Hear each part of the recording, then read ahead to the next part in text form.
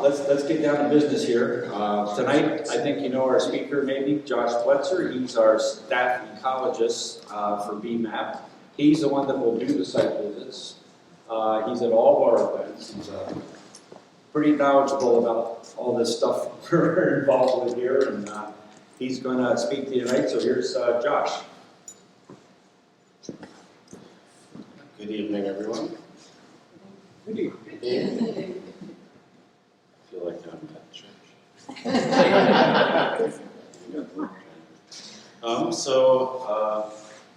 My talk tonight is called The Domestic Wilderness, which is, I thought it was a funny title since they're kind of two completely different words that I smashed together. And I think it cuts to the heart of the whole point of why I wanted to give this talk, which is we need to start putting those two things together again. I mean, humans used to live out in the wilderness. That was our place. And now we've built up big towns and cities, and we've excluded nature to a large degree from them, to, I think, both of our detriments. So, tonight I'm going to go over why I think why I think this is a good thing, and then the process, and then I'll just give out a couple resources that are good starting points for anyone who wants to look any further into this kind of stuff. And I definitely I'm going to go over the why a lot, almost as much as the how, because I think the why is almost as important in doing a thing as doing it.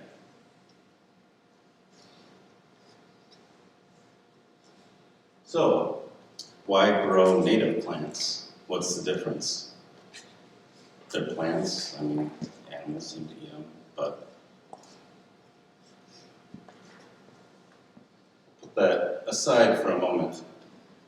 Let's start out with the question of available habitat and habitat integrity. This is a composite image, it's not a satellite image, it's just all stitched together using aerial photography, like what you would find on Google Maps or Google Earth. This is the region surrounding Blue Mountains. Basically, I just centered the camera on Blue Mountains and zoomed out. We're in Mount Horeb, right around there. And in this picture, looks like there's a lot of green, right? And that kind of might lead you to believe that there's a lot of nature there, but is there really? Or maybe, like, how many functioning ecosystems are in all this area? Looks from this high up are deceiving and may give people the wrong point of reference to work from within their heads when they think about what the state of our biotic world is right now.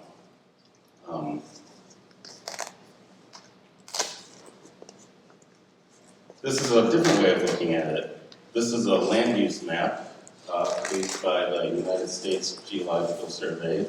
It's basically a 10,000-foot view, or I mean maybe more like a 1,000,000-foot view of what things are composed of currently.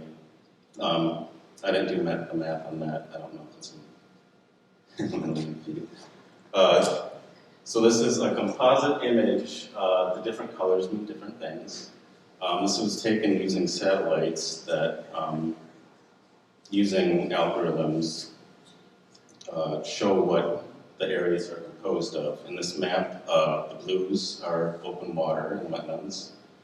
The greens are various levels of forest. Gray is grassland, which don't really see a lot of that, do you? Yellow, pastured or hay ground, and brown is cultivated crops. And reds, of course, you can probably tell, are built-up areas in cities. So I thought it'd be a fun exercise just to start taking away the things that aren't really usable by terrestrial organisms. So I did some fun with Photoshop. I started taking out the wetlands and the water, so this is terrestrial habitat that is in the area.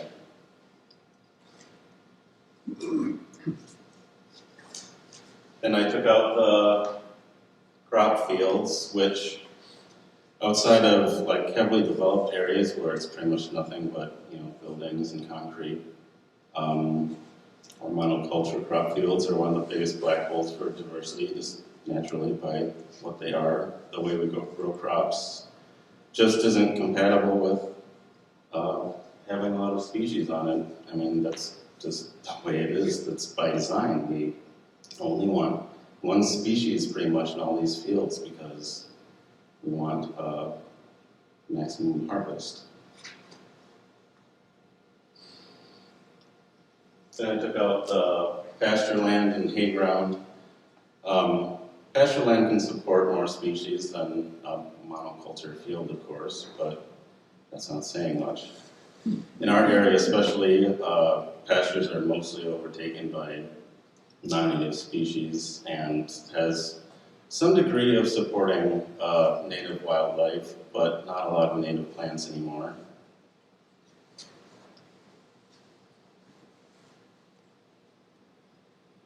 And I started pulling out the highly developed areas. Of course, there's not much room for nature in those. Until this is what's left. These are currently forested areas. Not necessarily all of them are natural, of course. Some of them are like plantations and stuff. But you can see how tiny and separated they all are. And connectivity is one of the most important things for creatures to be able to get around and thrive. And when things are this far apart, it doesn't go so well. I also thought this was just kind of a cool image too, because you start to see patterns in the landscape. Like the driftless area stands out, doesn't it? All that green, big green splotch there, those are all the hills of the driftless, being both spared by the previous glaciation and consequently, due to the hilliness, was never heavily developed. It's too steep for fields. But of course, that's not all natural anymore either, because we stopped burning, and also we stopped allowing natural fires to proceed. So a lot of that was prairie, and it's not prairie anymore, it's forest. That's also being overrun by invasive species like buckthorn and such. Oh, and also, this I thought it was kind of neat. If you see this pattern, does anyone know what that is? Or what's that's from? It's the moraine. Marine. Yeah, that's the terminal moraine of the Green Bay lobe of the Laurentide ice sheet. As it pushed down and formed the terminal moraine in these hills and hilly spots that have consequently not been used so much. And the Lake Michigan lobe came down here too and pushed it together, forming this little ridge that runs through. Patterns are fun.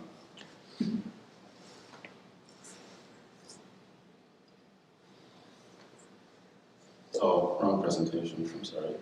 No, just kidding, this has a point. It's here where I confess that when I was young, I was a Titanic nerd. And I decided to make some comparisons that I think are actually pretty apt between conservation right now and the Titanic disaster. If you imagine our whole entire biotic world as it was, as the whole ship, there was plenty of room on it, it was luxurious, there was room for all the people to move around in it. But once it went down, there was a lot less space. What few people were able to survive had to get into lifeboats. And the Titanic crew knew they could only save a certain number of people because they didn't have enough lifeboats. Just like we know now, there is not enough space for all the species that currently exist on the planet anymore. It's just, there's not enough room anymore, really, based on all of our activity. I'm breaking you down before I build you up. So there were about 2,200 people on board. They only had lifeboats for about 1,100 people. But there were 710 survivors. They had enough lifeboats for everyone. Or not everyone. They had enough lifeboats for 1,100 people, but they were only able to get 710 people in them. That's 468 fewer people than they could have saved. And that's where I think bringing in planting native species around our homes is a way of creating more space. It's available space. It's space we have control of. Unlike all the cropland in the pasture, there's just not enough people and not enough time to manage it in such a way where we can have more native species on it. Some other comparisons. It's a slow-moving disaster, at least at first. The ship was stable for a long time while it was sinking, and people didn't really think anything was going wrong up until the last 20 minutes. And all of a sudden, it just starts going down. That's kind of how the sixth mass extinction is probably going to go. We're slowly losing species right now, but at some point, we're probably going to hit a tipping point. With conservation, we know we can't save all the species.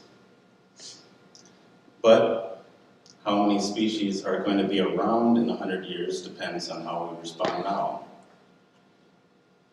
And the big difference is we can create, quote, lifeboats in our own yards by bringing species into them.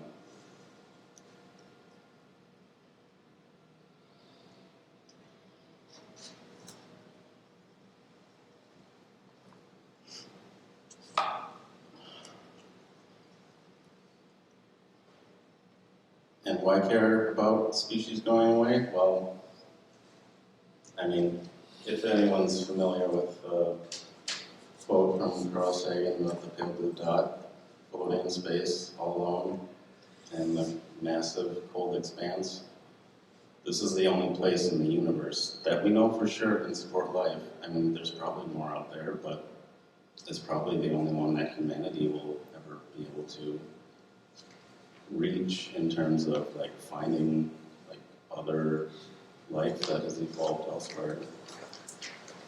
And we don't know what's going to happen with ecosystem collapse. Like maybe the people will be fine. We don't know. We can't foresee all the problems it might cause. So amongst that, so why grow native species specifically? Well, we can help mitigate that mass extinction. Anyone who owns a home or works has any sort of control over a small amount of space, a yard, a deck with a planter on it, you can do something small. You can bring in some native species and grow them there. It will increase the variety and vivaciousness of life in your yard. Native species support more wildlife in the regions where they grow. Just due to coevolution, non-native species didn't co-evolve with local fauna, and a lot of insects can't eat non-native species, and without insects, you lose birds, et cetera, down the chain.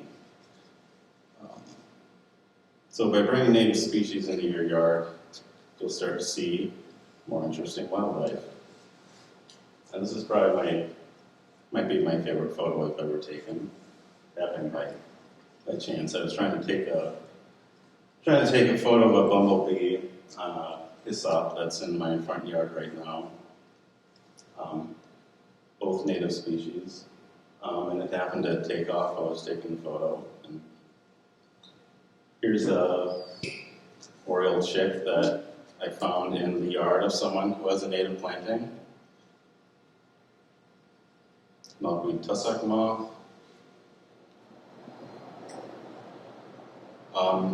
Benefits to growing native plants?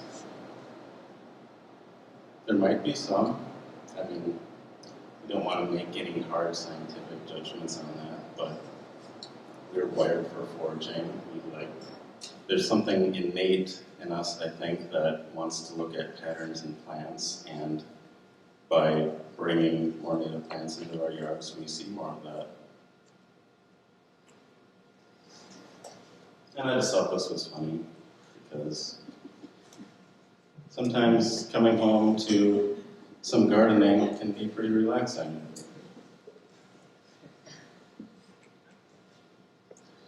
You might ask, but isn't my yard too small? No. We need every little bit we can get right now, basically. I mean, while the Titanic was sinking, they were throwing stuff overboard, and it didn't save that many people, but a handful of people were picked up by a lifeboat afterwards. Not quite like in the movie. So there's multiple ways to cut at this. Basically, what I'd like everyone to come away from this tonight is just to maybe do something small. Maybe next time you go out to buy a flower for your garden, maybe choose a native plant. Maybe through supply and demand, by buying more native plants, nurseries will supply more. So you can go with a more conservative method, the full domestic method, I'm calling it. Just plant mulch beds, just like you do now, what most people do right now, with mulch border around their house, and they put plants spaced out neatly.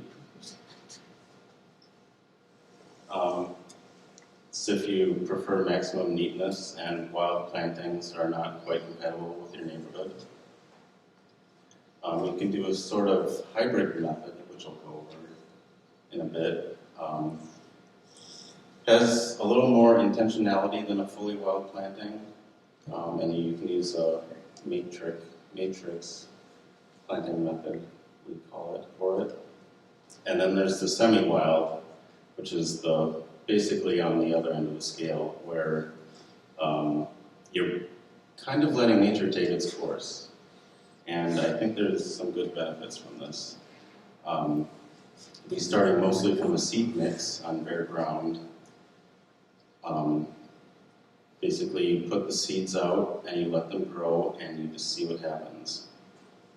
It is most suitable for backyards because it's kind of a newer thing and people aren't quite used to it, and some people will just take some time to warm up to it, and by starting them in our backyards, people will start seeing it more and hopefully come to accept it a little more. So why semi-wild? Well, for one thing, it allows plants to naturally sort themselves to maximum density. So that's something you can't quite achieve, at least that easily, when you're planting in plugs. If you get a seed mix and you have a bunch of species in it and you put it out evenly, each seed as it germinates, as the little plants grow and compete, in each spot the species that's best suited for that spot is going to thrive in that spot. And this is good for long-term stability because a better adapted plant for a spot is going to be a stronger plant, and a stronger plant is going to be better able to resist invasion by plants you don't want, i.e. weeds.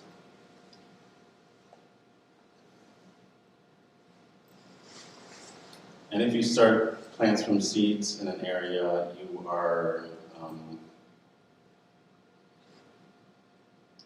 basically selecting for plants that are able to thrive in that spot throughout their life cycle, from germination to growing to flowering to seeding, and starting it all over again. So that reduces maintenance in the long term if you can get a self-sustaining system. And you can also maximize diversity this way. So,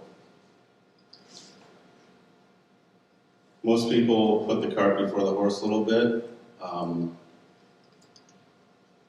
You want to start, first you pick where, then you pick what. You can't, it's not so much, you don't want to go to a plant nursery or a seed nursery and just, oh, I like that, I like that, I like that, and then bring it all there and expect it to do well. So I advocate that people first pick out a spot that they want to use and then pick the plants for that. For just about any place in a yard that has soil and gets any amount of light, there's a native plant for that.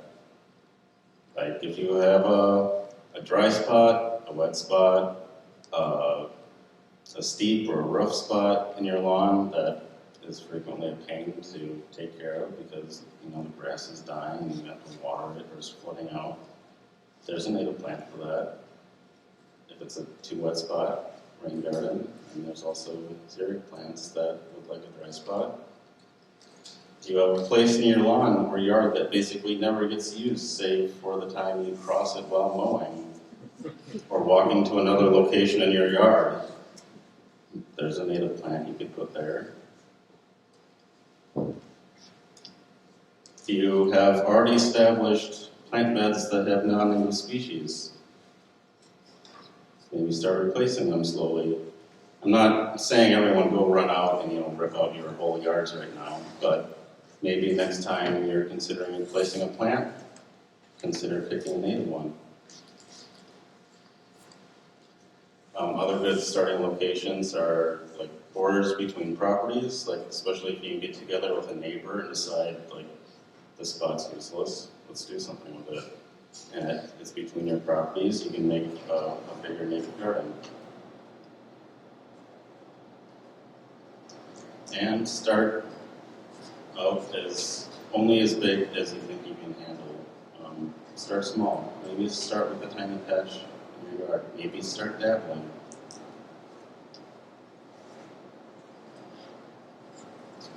Step 2, assess the site.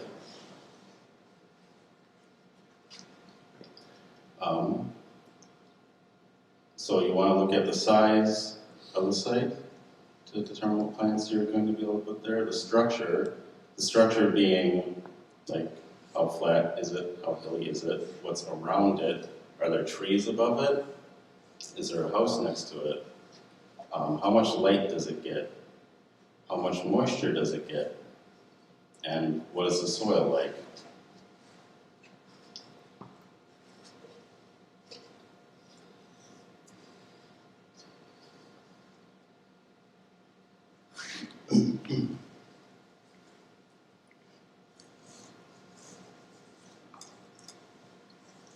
One thing you can consider doing is removing non-native trees. Trees are a great biodiversity booster in a suburban environment. They have a tiny footprint, little trunk. You can often get away with having them in a smaller spot, and they have tons of leaves way up above, tons of biomass. That's a lot of insects you can support. That's a lot of birds you can support. They also, the way we build our our neighborhoods, it kind of creates a savanna-like structure, which coincidentally, in this area, that was the dominant native ecosystem. So there are a lot of savanna, native savanna plants that are great for yards.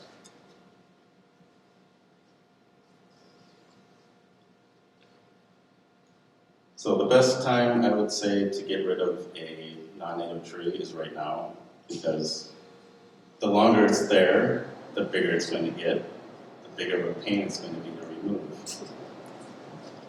And also, just getting a native tree growing earlier is better. Step 3, the most important step. Get to know your area. I'm going to try to avoid making specific recommendations for specific species overall in this presentation, just because there's so much site variety. I'd basically just be standing here listing species for 2 hours. So become a plant nerd. Start looking at plants in your area. Figure out what's what. Visit natural areas around you and start learning native species. See what they look like, see how they grow. There's a lot, especially in the Dane County area, there's lots of great prairie restorations you can go visit. Connect with others in your community. You can find people who might want to share seeds with you. And then also make sure before you do anything, look up your local ordinances, because a lot of towns, there are rules, especially for more tightly placed housings, especially like with the boulevard strips, or some people call them the hell strip, because, yeah. There's usually different rules, mostly around height and composition. So this is an example. This is Madison's regulations around what you can grow in your boulevard strip and how high it can be. So you want to pick species around that. And I want to encourage you to just experiment, get creative. This is still kind of a new way of doing things, incorporating wild plantings into yards. It's difficult to predict exactly which combination of plants is going to be just right for your particular spot. So make an educated guess to the best of your ability and see what happens. Maybe you'll find a new combination that works really well in your neighborhood and soil type, and you can share it with other neighbors who want to do something similar. For a really good mix, you want to select species across a big variety of criteria. You want to get a good mix of heights. You want a good ground cover layer, short plants, and also vary up to higher. You want to spread blooming times throughout the season, so as you're picking up plants, pick one that's probably going to be blooming around April, and then maybe just go throughout the year. Because that way, when you have a dense planting, you want something blooming in it as often as possible, so that it also, so it looks pretty, and also that's good for pollinators because they always have a food source.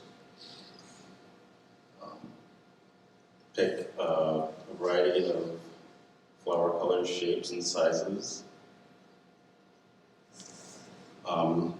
And perhaps most importantly, pick plants from different guilds. First and perhaps most foundational, there's the graminoids, the often overlooked flowering plants, grasses. Yes, they flower. Even most people, the flowers are very nondescript, so they don't even think of them as flowering plants, but they're very important for a base layer in your planting. You want to have forbs, of course, the flowers. Forbs are what most people think of when they think of flower, even though they're not the only flowering plants. consider annual versus perennial. You want to mix some of your plants, you want annuals, some of them you want to be perennials. This is my front yard after, I think this is its second year, with a big burst of black-eyed Susan. They're not quite, they're a biennial, so they're short-lived. So naturally the second year, there's been a big burst of them, and they're an important, the annuals are an important cover for a while, when you're starting everything from seed, while a lot of the other perennials, they're going to be this big. They're that big, a lot of them are under there, they're growing. A lot of perennials take the strategy of put a few leaves up, start saving. They don't spend all their money, they save interest. They put it down into their roots, they grow deep roots for the first several years, and then they start growing. Another guild you want to make sure you get at least a few species of, or depending on the size of course, are legumes, the nitrogen fixers, help keep the soil fertile. Another subset, especially if you get into a little bit of a larger planting, are the hemiparasites, an interesting group. Has anyone heard of a hemiparasite before? It's sort of parasitical. It can kind of live on its own, but it also likes to steal. This is wood betony. It likes to steal energy from grasses in particular, so it can be a good plant to put in your mix because grasses can often tend to be overdominant, and if you balance them out a little bit with something like wood betony or swamp betony, a related species, Indian paintbrush, there's different species of false foxgloves that are also good for that purpose. As you expand into larger areas, the next few guilds are ones that you only want to start considering if you have a larger planting area, like vines. This is clematis on the screen here. There's also native bittersweet, which you can plant. This is lead plant. I'll be on it. Thank you, Brooke, for the photo. Shrubs are going to be something you mostly want to consider if you're looking at much bigger yards, thinking about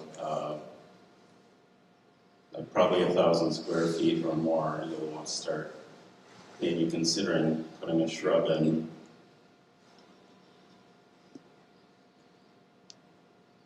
And then finally trees.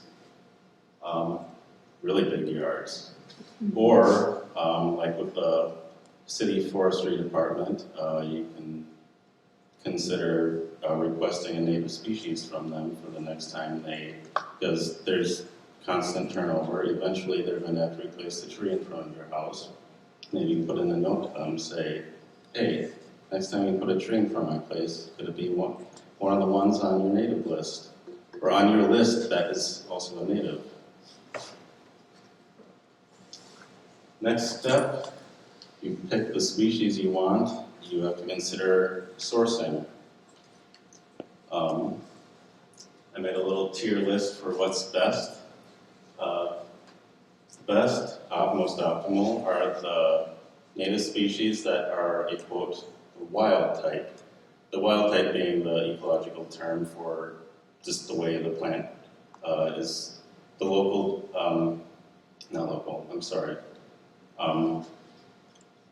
just the way plants grow naturally and from a local source. This helps preserve local genetics because the local genetics of local plants are only local. And if they go away, they're gone forever. And the best place to preserve local genetics is in the local spot where they evolved. Also good, but not quite as good, if you get a native species that's the wild type that's not from a local source, maybe it's from somewhere, grown somewhere else in the country, even the same species is going to have some variation in phenology and the way it behaves, and it might not be quite as well adapted for your area. So if you can, pick out ones that are as local as possible.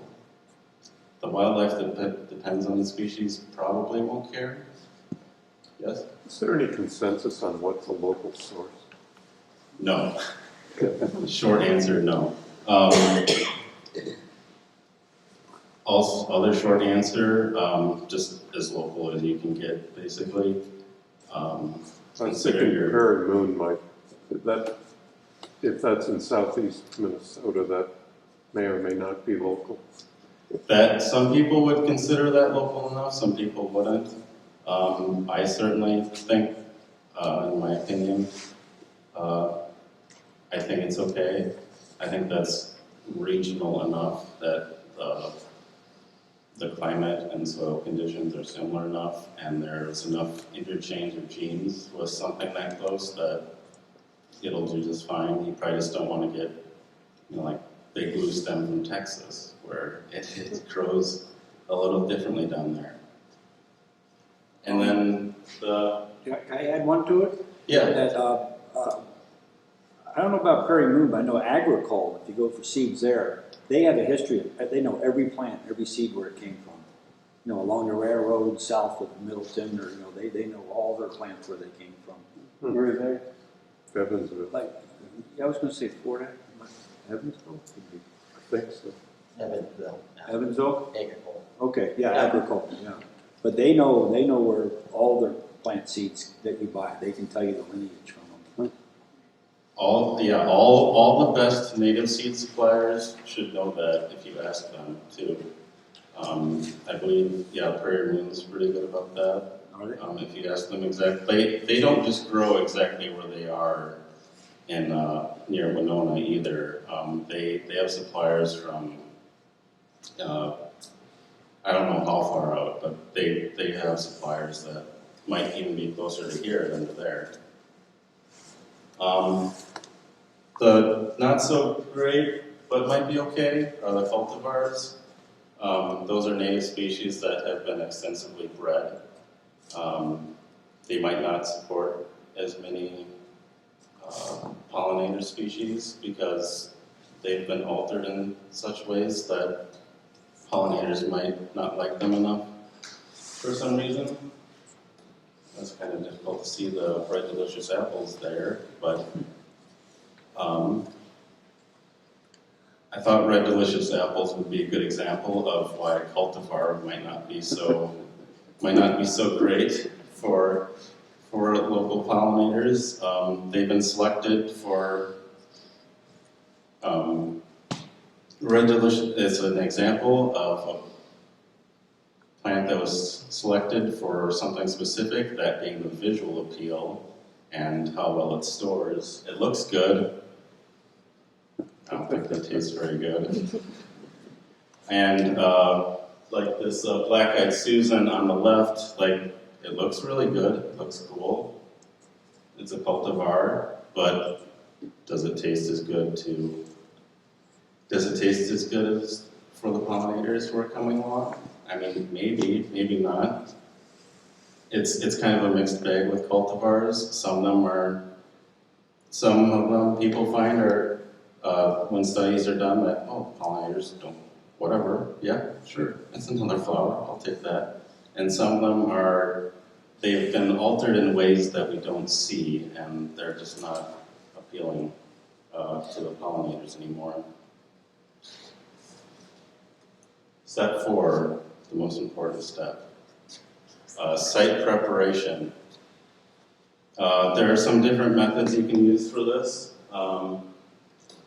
Most of them I don't recommend. First one, tilling. I consider this the least recommendable. All you're doing is stirring up the weed seeds. They love it. If you've ever tried to establish a new garden and just tilled up the ground and just watched what happened, It also disturbs the soil stratification and the soil biota quite a bit. Sod removal, I also don't recommend. You're losing your organic layer. There's a lot of nutrients in that, and it takes time to rebuild. And especially if you're starting from seed, like the more mineral soil underneath it, once you rip off that sod, is just not going to support your seeds in the early growth as much. Sheet mulch is all right. It can take a long time, and also you need a lot of mulch, like 1.5 feet of mulch. You want to put that on, because you're trying to eliminate the previous growth there. You want to kill all those impossible to get rid of weedy perennials and suppress all the weed seeds that are underneath there. And you can leave that for a couple of years generally before you consider planting into it. Solarization is a fair bit better. That's where you take like a piece of black plastic and cover the area for an entire growing season. You just leave it over it. It blocks the sunlight.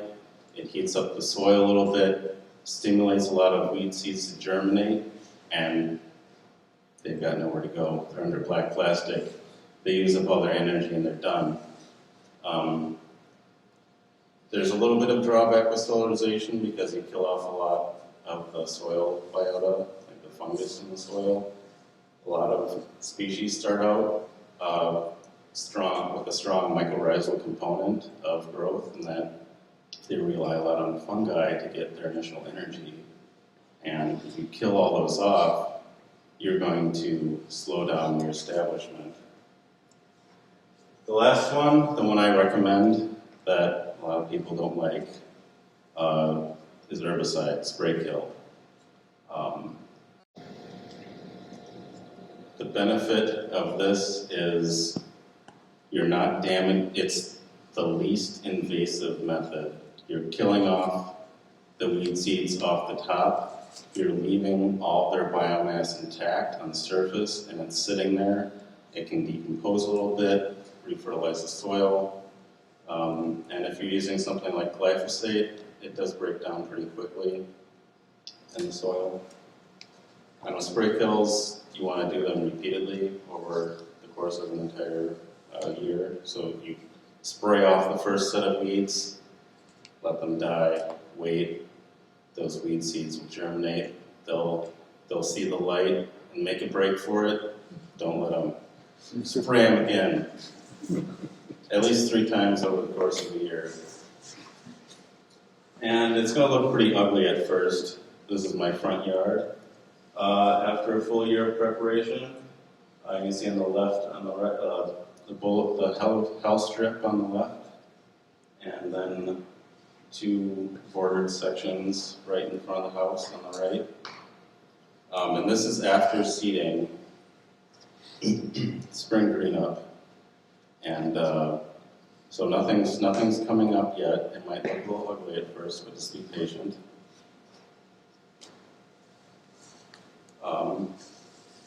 Initial installation, the wild planting, the most wild planting by seed, the one I recommend the most, is just the flat out seeding, and then, but you can also mix in doing some planting of bare roots or plugs if you want to speed things up a little bit, get things going a little bit, put a little visual appeal. You can also plant full-size plants. Seeding is the most cost-effective option. Seeds are a lot cheaper than growing full-size plants and either paying for shipping or going and picking them up. Also, all the additional benefits I previously discussed. Cons, it is a little slower in establishing. The first few years are going to look a little boring. It's the most vulnerable to weeds during the initial establishment period, but if you've done enough site prep, that should be less of an issue. And it also looks the weediest during establishment. When is the optimal time to seed? It depends, as with so many other things. For initial seedings, frost seedings are the best at the end of the year. Especially, it works with timing too, like you do a full spray season, kill off as many weed seeds as you can across the course of a year. That year, just as it's starting to get cold, snow starts to fall, you throw those seeds in. This helps stratify the seeds because some seeds need to go through the freeze thaw to even be unlocked to germinate. And also, this helps work them into the ground. The other best time to seed is as soon as you collect it. This is generally better for already established plantings because you want, frost seeding is best for bare ground, because if you have a bunch of bare ground and you throw seeds in, like early that year, like September or even earlier, those seeds have a long way to go before they get the cover of snow. And on bare ground, it's just open season for the birds. But for maximum viability, as soon as you collect the seed is generally the best. If you already have an established planting with some cover, you throw the seeds in, they drop in down in between the leaves, and they're much more protected and likely to be missed by those birds. Pros of plugs and bare roots, it's a moderately fast establishment. Cons are they're going to need frequent water in their first year, regardless of, unless it's a really wet year, you're going to need to go out and water them a lot to keep them alive, and you're going to have to pay more to get them. One way you can do planting with plugs and full-grown plants to fill out an area, if you want to go that way rather than seeding, is to use a grid or a matrix planting method. Basically, take some time to design this, create a grid like this, and consider each square foot. In the center of each square, you're going to put a plant, pick a plant for it. It's good for more neat looking gardens, like especially if you want to put like regular spaced patterns. If you want to make different tufts throughout the planting. You can also combine this method with seeding though.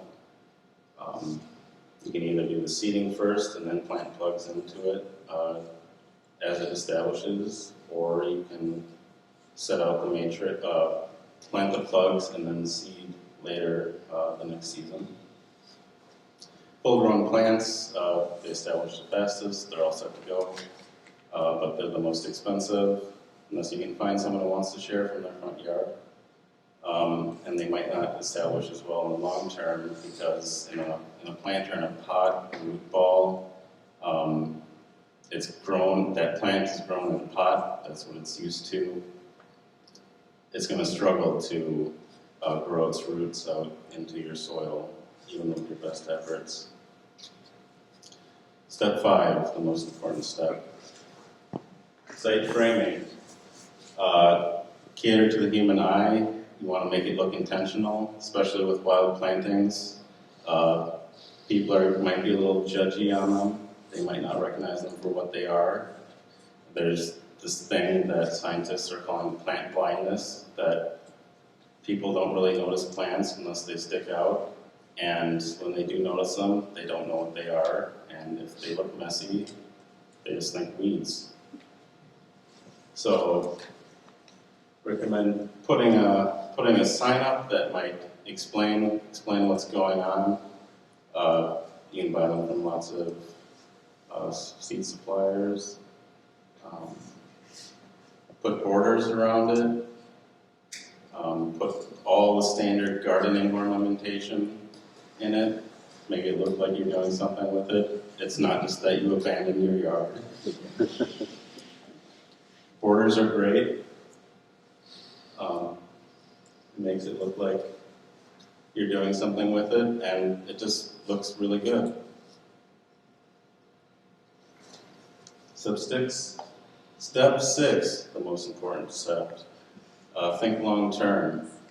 The first 3 years will be an adjustment period, and you want to approach things strategically. Pull out weeds as you have time.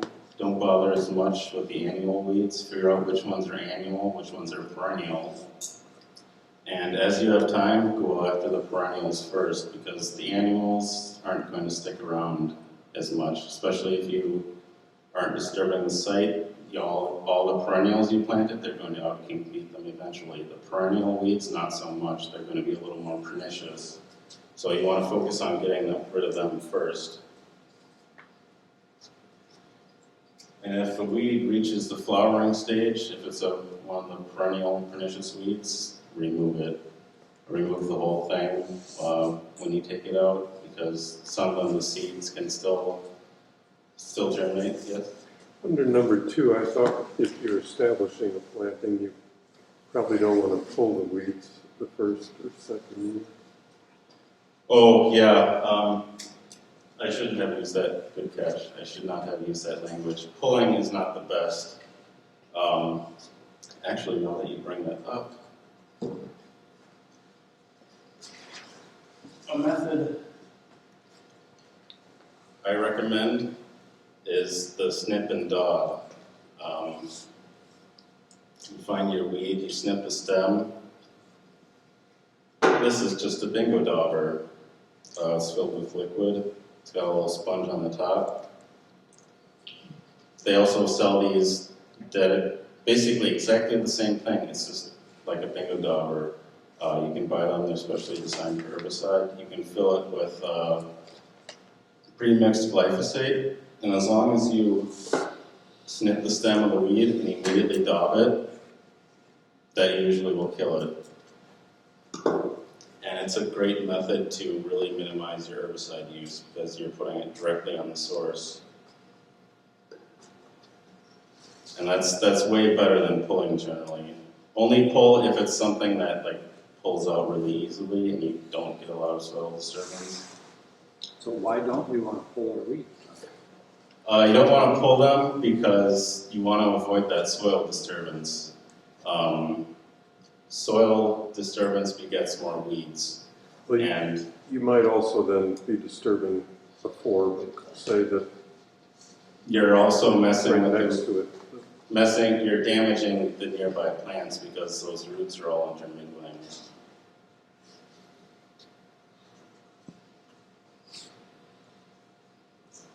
Here's an example of a native weed problem. This is a pretty young planting that in its second year suddenly developed a very dense amount of Canada goldenrod. For something like this, I would recommend the same method of snip and daub. And for a perennial like goldenrod, I would start in one corner and work your way out. And as you have time, always start in that same corner, because you're always going to miss some, and you want to eliminate that root rhizome that's going to keep regenerating, so you'll slowly push it back. How many years will that take? Yeah, it depends on the size of the site. This is like for a yard. For a yard, I would do that. If you're thinking about a big planting, consider it more like if you're looking at more like a prairie restoration, I wouldn't do the daub. I would do a drizzle. You get a backpack sprayer full of herbicide, probably like Garland Ford is a good one for that. Go around with a backpack sprayer, use very low pressure. You just drizzle from the top stem of the goldenrod, it'll run down the stem. That's a lot faster than snipping and daubing every single one. And for even more extensive infestations, I recommend just mowing it down right as it's at the flowering stage like this. That way you can rob it of a lot of its energy, and you just do that year after year. You slowly reduce the size of the patch. Josh, Yep. when you snip and daub the goldenrod, how far down are you snipping it? As low down as you can. So it's still bending over and getting that. Yeah, it's still bending over. Other things you can do is use like a weed whip, or even a brush cutter. A motorized brush cutter works really well. It's easy to swing, lop off the stems. This works great for some weeding where you don't use herbicide, or you just need to trim something back. But something like a brush cutter with a grass blade on it, or a brush cutter with a grass blade on it, cut them down. You can also attach things like this to a stick. Just tie it to the end of a pole, and you can go around and dab stems like this without bending over and save your back a little bit, which, you know, for larger areas can save a lot. As you continue to maintain, you want to maintain for visual appeal, keep things looking neat and tidy. You want it semi-wild, not completely wild. Don't be afraid to really knock things back sometimes. To keep them, like especially around the edges of a planting, like a lot of plants are going to want to grow out and flop over. You just go around them with something like this and whip the sides, knock them back. You can also use a mechanical a weed whacker for that same purpose. You also want to do this to conform to the local regulations, like those boulevard strips. In one of the previous diagrams, you want to keep things short and neat and tidy. You want to trim before, watch your plants growing and learn their cues for when they're about to start maybe bolting for flowering. You want to trim them down a little bit well before that, just so you're not lopping off buds. And another big maintenance thing is trimming down in the spring. You want to remove some of the upper layer off to get more light to the ground. Some recommended tools. Those are they're basically bingo daubers, but they're specially labeled that you can buy. And the weed whip. And trowels and soil knives are also good. You can pull things out a little easier if you just stick a soil knife down along the root and slice it off and pull it out, versus ripping the whole thing out and pulling all those roots and exposing those weed seeds. Lastly, the importance of connectivity. You want to be a source, not a sink. In ecology, a source is a population that reproduces and can spread to other areas. It can complete its life cycle. A sink is where something can live, but it's basically going there to die. It's not going to successfully reproduce there. So like, if you just grow plants in your yard, if you buy seeds, you grow them in your yard, that's the end. That's a sink. That's a genetic sink. So make connections. Meet other people who grow native plants and share seeds with them. If you saw Ron's talk a couple weeks ago, he put out a lot of good ideas there on where you can get native seeds and share them. And this is These are some good pictures of just different stages in the process. These are pictures from Benjamin Vaught. He's a big native planting advocate. This is his yard. This is from his website, monarchgarden.com. First picture, obviously, early establishment. And then as it grows, looks better and better. Some resources. A great info hub is the Wisconsin DNR Native Plants page. Just Google Wisconsin DNR Native Plants, and it's usually the first result. For sourcing, finding native seeds and bugs to plant, the RNGR, National Nursery and Seed Directory, is highly recommended.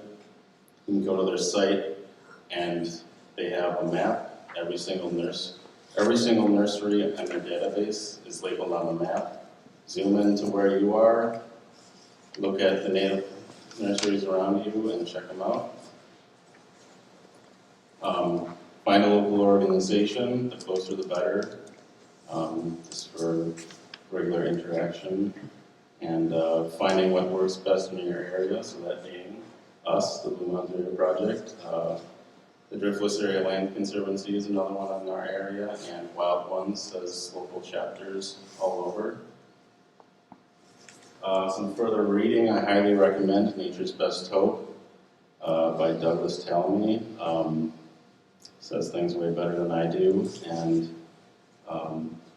I'd say his, especially Nature's Best Hope, is a pretty thorough overview of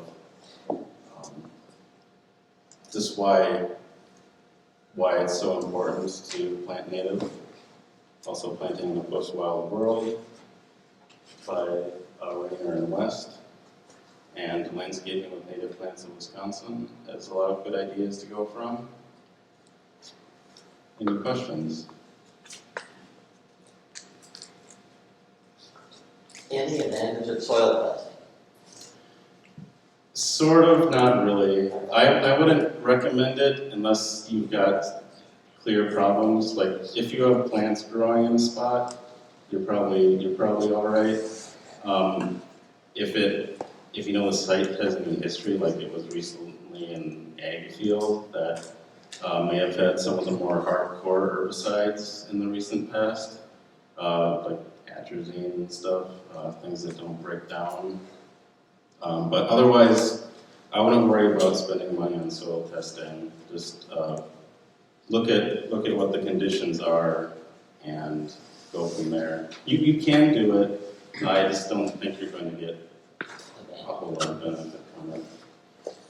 Then another theory on buckthorn, the black seeds and all that. Do they even consider to be poisoned in the soil up in the woods? Do you know of? Had a discussion.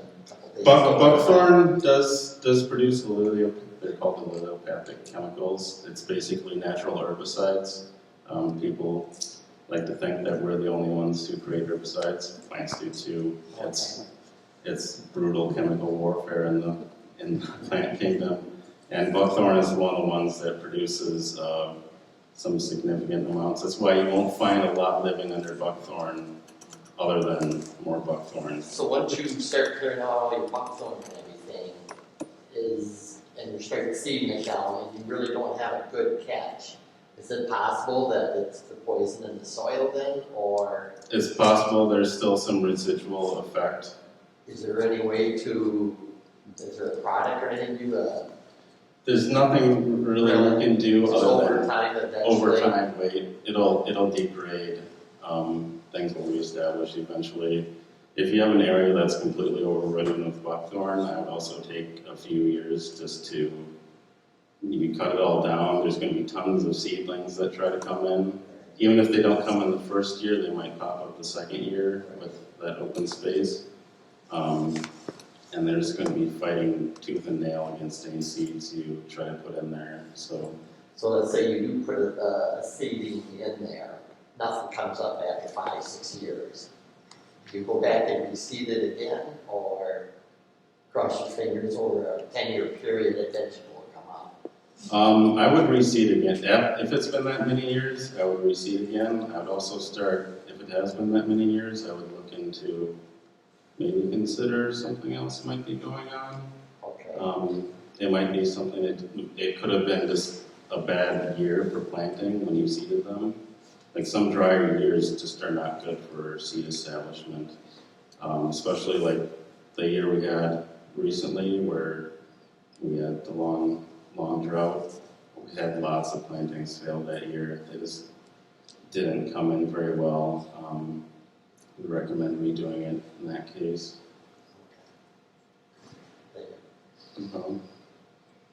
Some of the communities have been adopting what they call the sustainability concepts. Covers, I'm not sure how many subjects, but would this be one, this type of concept that you either are aware of or could be part of this sustainability model? Yeah, I would definitely say it would be a fitting, if they're not already incorporating something like I don't know this. how many communities have in the park on it. I think we might have one, but I'm not sure. I'm not sure in non-horror, I wouldn't doubt it though, I'd look into it. And if there isn't one, I would. They're starting one up here, but right now they're starting at higher, like solar, higher levels of things, not this kind of ground level. Oh, yeah. If there's a local sustainability organization that isn't talking about things like this, yeah, I'd definitely bring it up to them and just get that conversation going.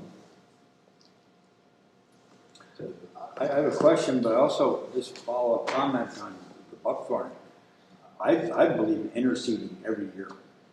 Oh, you So, do? yeah, go harvest seeds, if you can get seeds, different species, just keep, so you're trying different things every year, and it's different atmospheric conditions every year, and Just to keep, okay.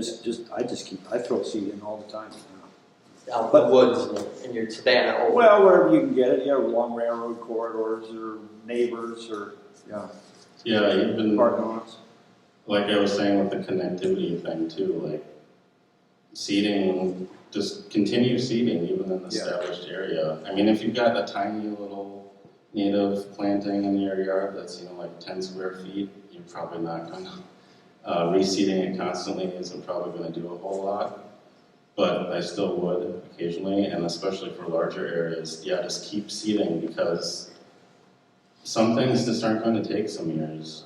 And the more, they found the restorations where they keep seeding just repeatedly do the best.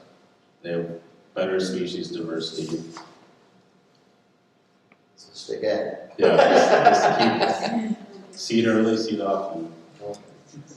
So my question was, there's one element we haven't talked about, and I don't know how it works, it's fire. Fire, yeah. I didn't mention fire, especially in the context of suburban yards. Yeah. I would recommend it. If you can pull it off, I would do it.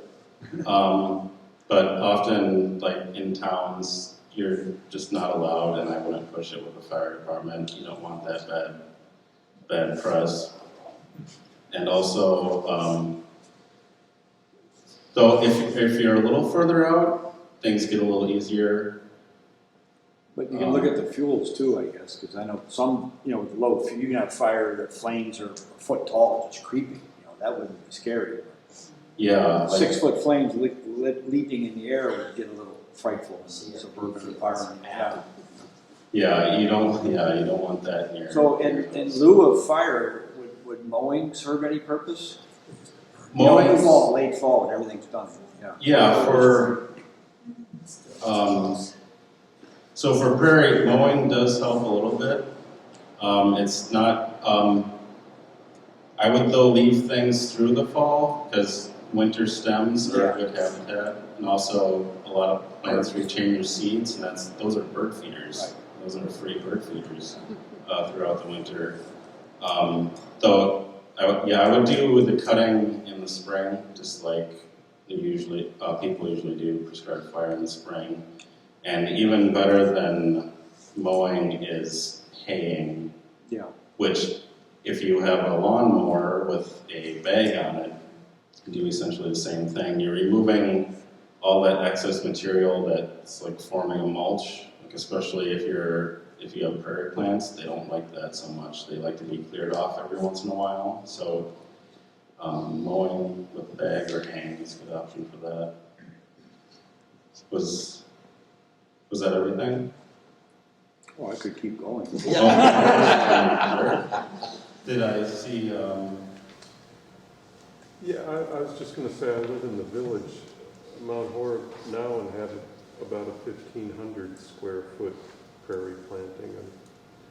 And I've burned it a couple times, but notified the fire department beforehand. And what was her reaction? Nonplussed. Thank you for calling. Yeah.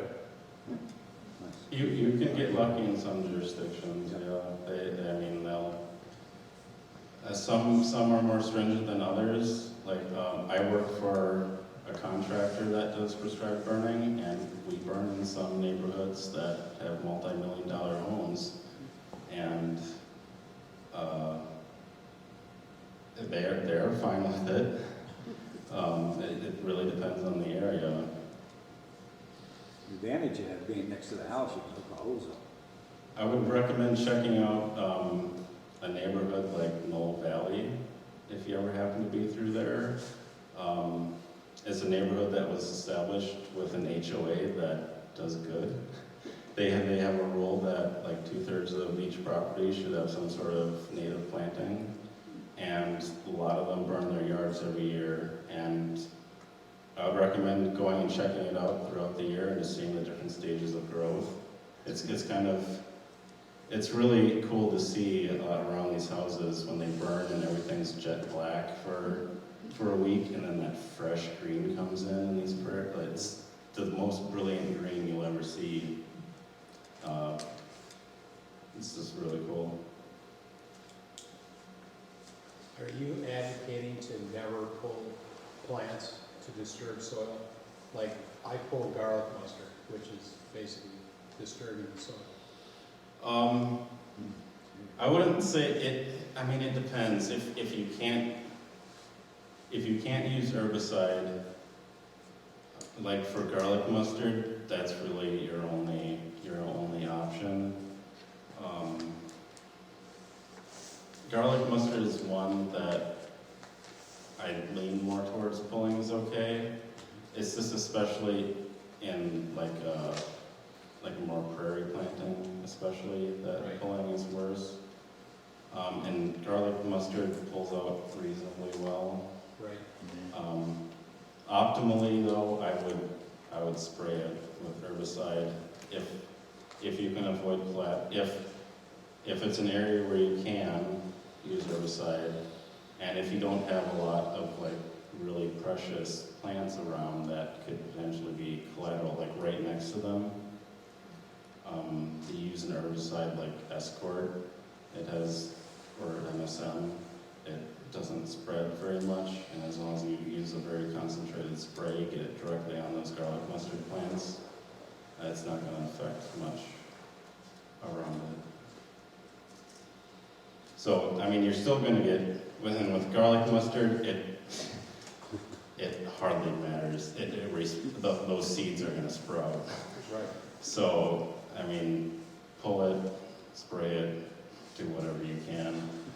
But if you can keep them from flowering, eventually you will exhaust that seed bank. Yeah, garlic mustard is one that people give up on because they pull it for like 3 or 4 years, and it's like, it's still coming in, it's never going to end.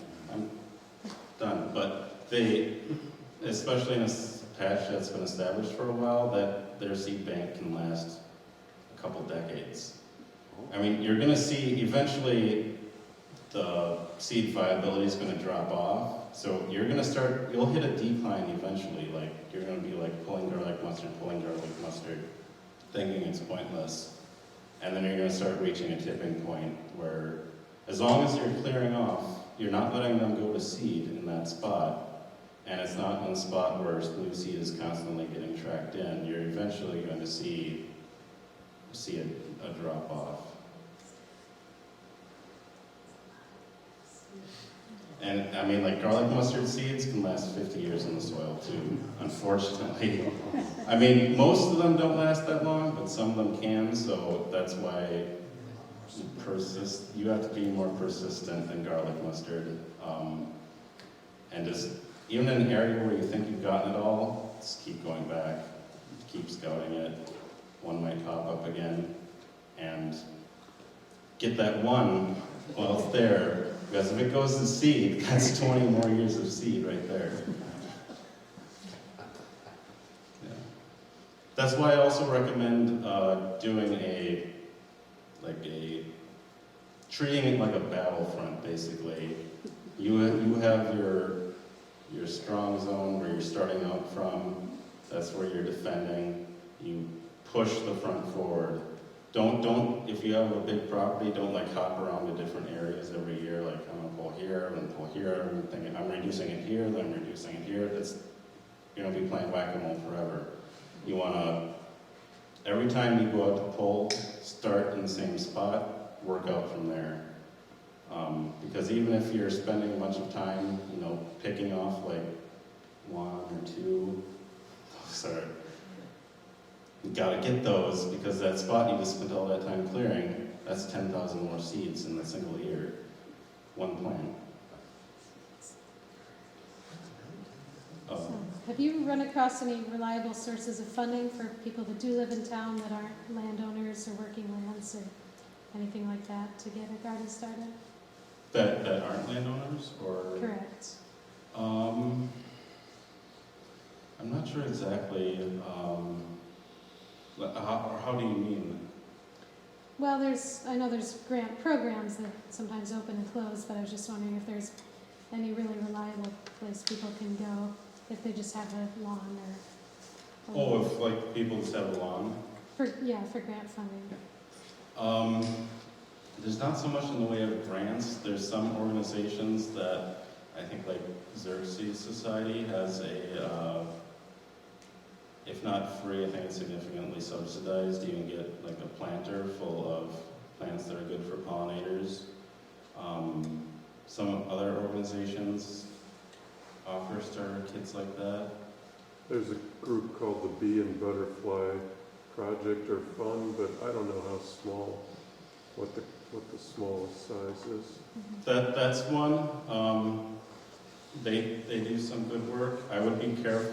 Just be careful of their mixes though, because some of them aren't not native. They're not native mixes, but they're for a suburban yard. Like maybe, yeah. I mean, if you need a little assistance in getting going, sure, do that for a while.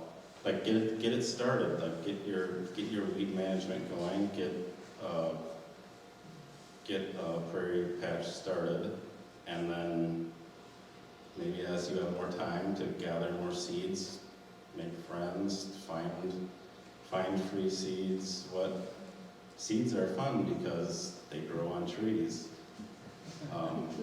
You don't have to pay for them if you can find someone willing to share, or like Ron was talking about, like get permission to collect on road easements or railroad easements, etc.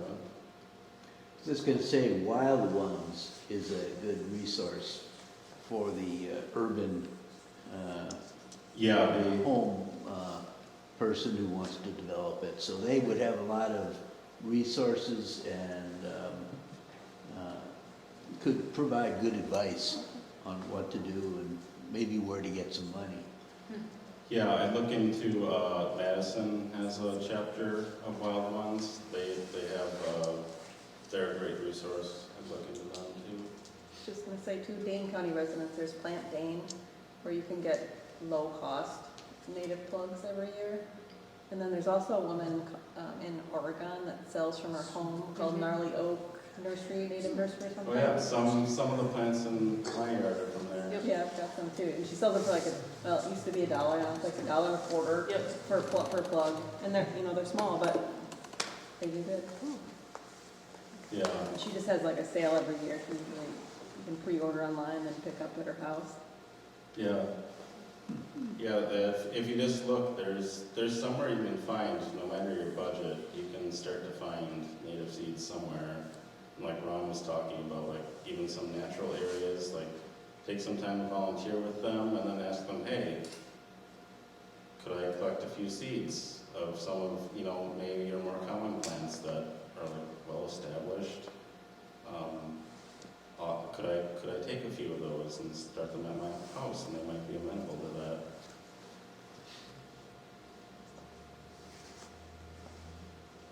Any further?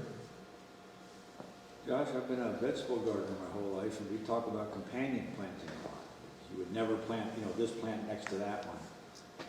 Is there, in my small backyard prairie, do I worry about such things? Companions, is there something that's not gonna like other things? Sort of, not really. I mean, I would mostly look at the growth habit of different plants, like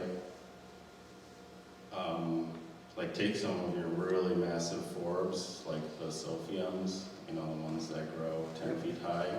I wouldn't plant violets under those. Like, the violets aren't gonna stand a shot. But things will sort themselves naturally. I mean, there's not much that you're not gonna have, like, negative effects for the planting beyond, well, that plant didn't come in because one of the plants is going to win out. Well, that's why I like your method, seeding a lot of different species. Throw it out and let them sort it out. They'll figure out who wants to grow where and next to who.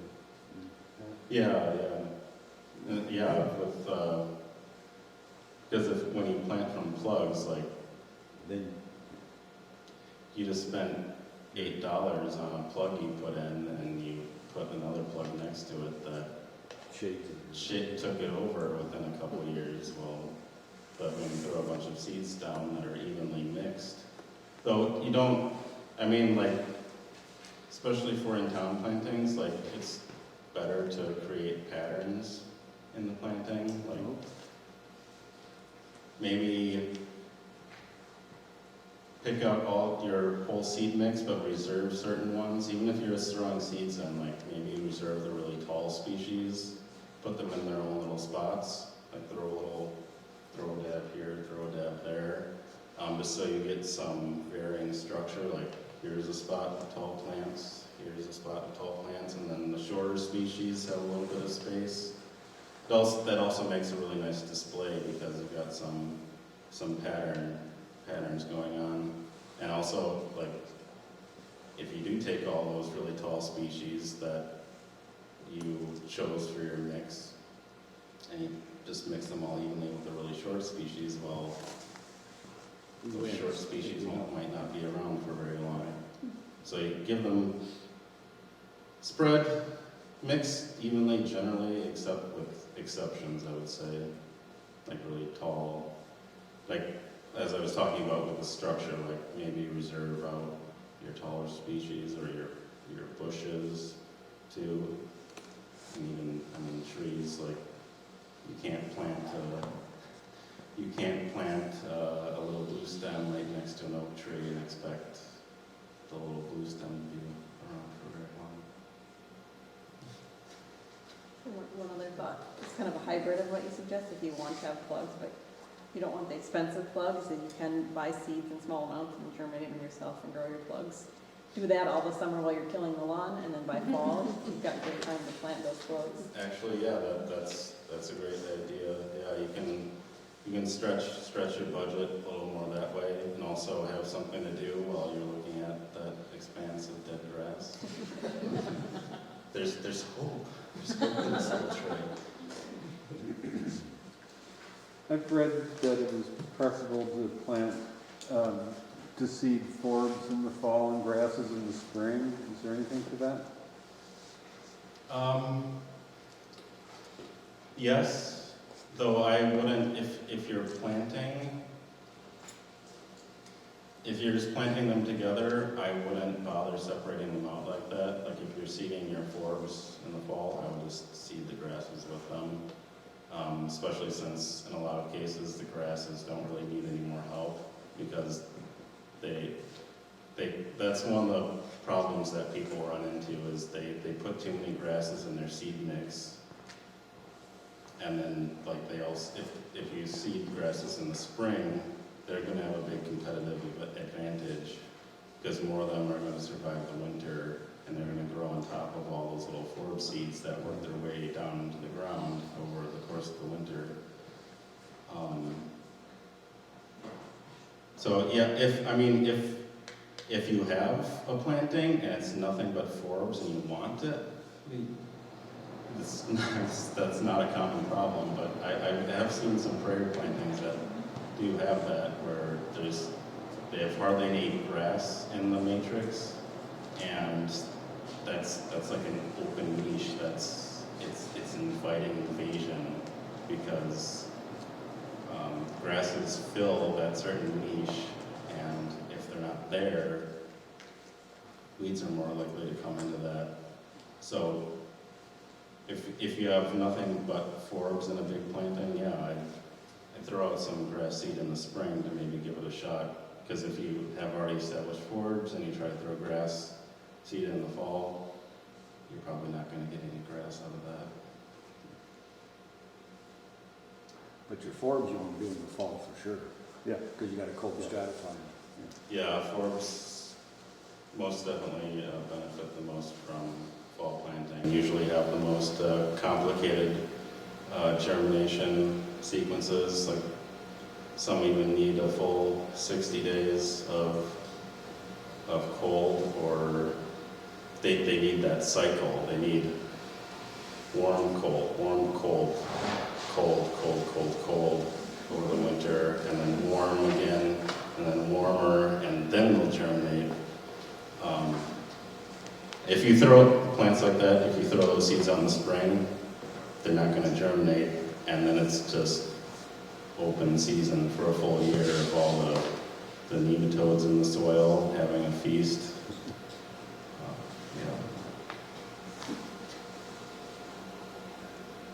Well, thank you.